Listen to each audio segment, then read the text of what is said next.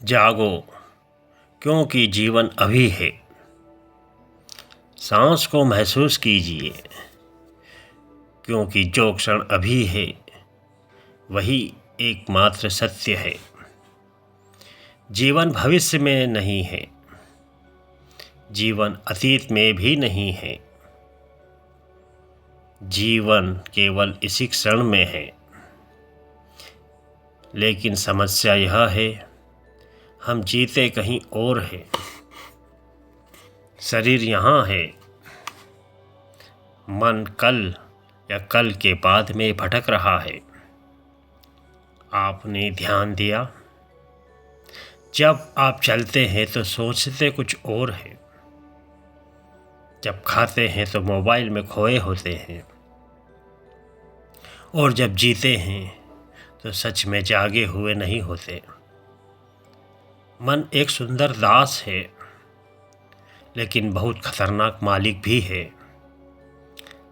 आज मन हमारा मालिक बन बैठा है। वह डर पैदा करता है, वह तुलना करता है, वह कहता है दूसरा आगे निकल गया, तुम पीछे रह गए।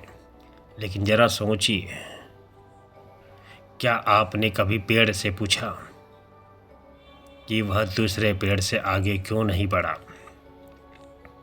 नहीं, क्योंकि प्रकृति में तुलना नहीं होती।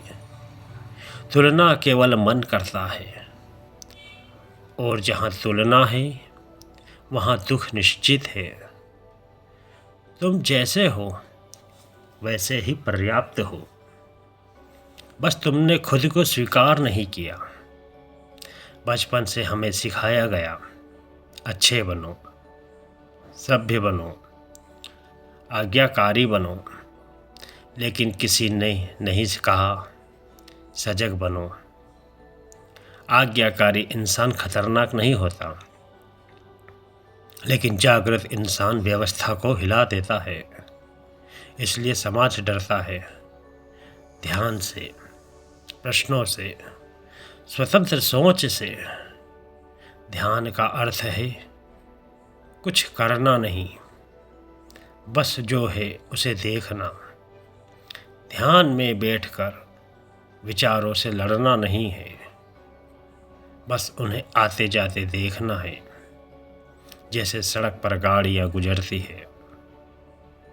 आप सड़क नहीं हो जाते, आप देखने वाले रहते हैं।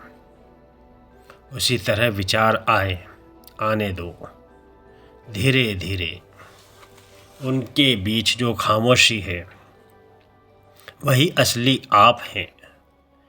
और उस खामोशी में न डर होता है, न चिंता होती है, न भविष्य, सिर्फ शांति, सिर्फ आनंद। आनंद कोई लक्ष्य नहीं है, वह जागरूक जीवन का स्वाभाविक परिणाम है। आज आप भगवान को बाहर खोज रहे हैं, किसी मूर्ति में, किसी ग्रंथ में।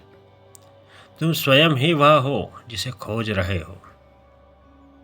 जिस दिन आप खुद से दोस्ती कर लेते हैं, उस दिन दुनिया की मंजूरी आपके लिए अर्थहीन हो जाती है। तब आप डर से नहीं, प्रेम से जीते हैं।